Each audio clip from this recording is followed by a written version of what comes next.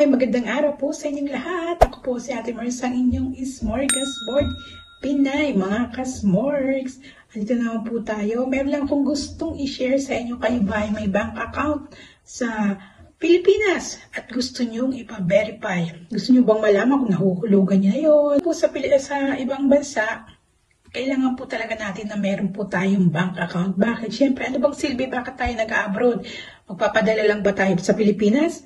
Siyempre, kailangan rin nating mag-ipon. Diba?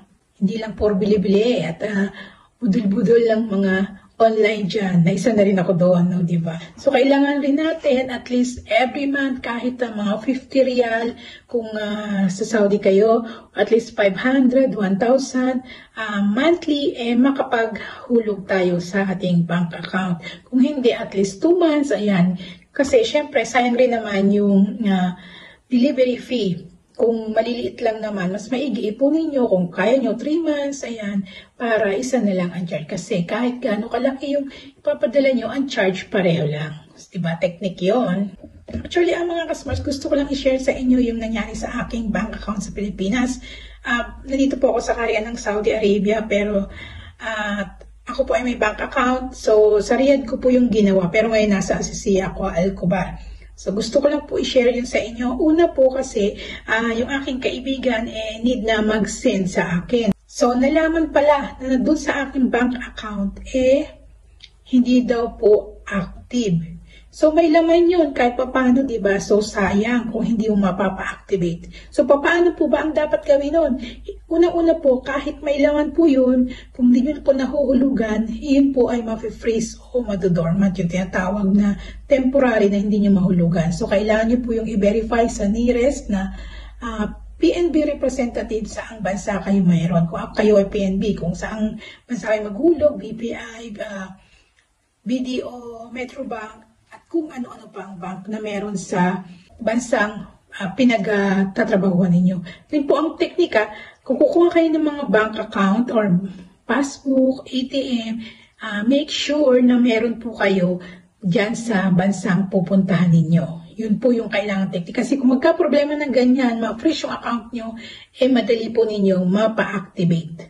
Or else, pwede naman po online. Pero, meron din mga toll-free sila. Pero syempre, kung wala kang, minsan kasi hindi toll-free. Ang toll-free kasi ang problem is, tawag ka lang ng tawag hanggang sumagot yung customer representative or call center na available that time.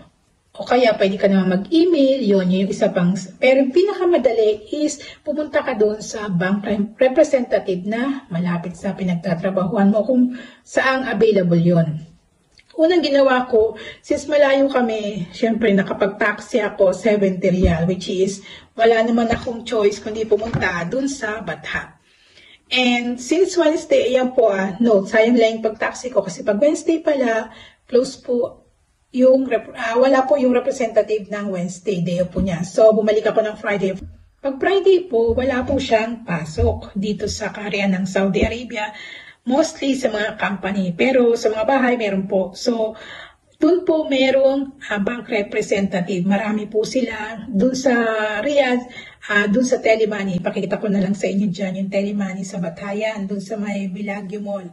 And dun sa gilid doon, ayan, nandiyan sa picture, yung mismong bank representative. Wala po silang opisina, parang booth lang sila dyan o nakikipwesto lang, may table lang, tapos may malaki lang silang tawag nito, parang tarpaulin or note na katunayan na sila ay nandoon. Po nagpunta ako doon, kailangan dala nyo yung inyong ID or resident ID. Kailangan dala nyo yung inyong bank account number kasi yun ang pagbabasihan. Kahit hindi nyo dala yung inyong ATM or passbook, kung nakalimutan nyo, at least meron kayong screenshot or photocopy para meron kayong pagbabasihan. So, pipill up po kayo doon. Then, i-match yung signature nyo and lalagay nyo yung email nyo, yung contact number nyo. Mas maiging ilagay nyo yung valid na email and valid na contact number. Ang ginamit ko yung sa Saudi number ko na palagi kong ginagamit. And, bakit? Kasi, pwede po kayo maka-download ng application ng bangko, which is yung sa akin, which is yung PNB Mobile. So, napaka-inam po yun kung halimbawa maghuhulog kayo. kung saang bansa kayo mapunta, Pilipinas, sa Saudi, o kaya kung katulad na alalay ako, na gaya ko, naghuhulog po ako kung saang bansa kami magpunta. So automatic po doon, pag naghulog kayo, mga ilang oras or the next day, papasok na po sa bank account. Yung makikita nyo na, hindi nyo na kailangan pumunta ulit sa bank representative para i-check lang. Or yun ang online, basta ilagay nyo lang yung email nyo at yung inyong SIM card number. So, balik na tayo doon. Nag-fill up na po kami ng form and hiningan kami ng 50 real, which is amounting almost more than, I think, 700 or 500, 600 pesos. Kasi yun yung standing balance na kailangan kung walang-wala na. Pero kahit meron kailangan magbigay ka ng balance na 50. Pero papasok rin po iyon sa inyong bank account, hindi po yung bayad sa kanila. Bali, may nearest teleman sila katabi lang. And doon po kayo maghuhulog. Tapos babalik na naman kayo doon para fill upan yung form na ibibigay nila sa'yo. Pero pinakamainam, habang kayo po yung pila, fill upan nyo na yung form. Kasi mahaba po ang pila kapag Friday. So after nun, ganun lang siya kadali. And hindi nyo makukuha yung hinulog nyo na parang receipt. Nakatunayang remittance sa receipt. So, ang gawin nyo, picturean nyo na lang para kasi kukunin po nila yon. And you wait for, I think, 15 working days para malaman kung activate na ulit yung inyong bank account. So, WhatsApp nyo po siya, i-verify, sabihin nyo lang yung pangalan nyo kung nakapasok na. And ina-advise rin na mag-download talaga ng PNB mobile. And yung telemoney po, yun po daw po yung kanilang accredited na bank for PNB. Kasi di ba ako naghuhulog din ako sa bangko ko dito sa Saudi using yung PNB. Then kung saan naghuhulog ako and sa STC Pay. Pero sabi nila kung maghulog ka doon mas maigi small amount lang kasi hindi natin mapupull out yun kung magka-problema. Doon kayo magsasabi kung saan kayo naghulog.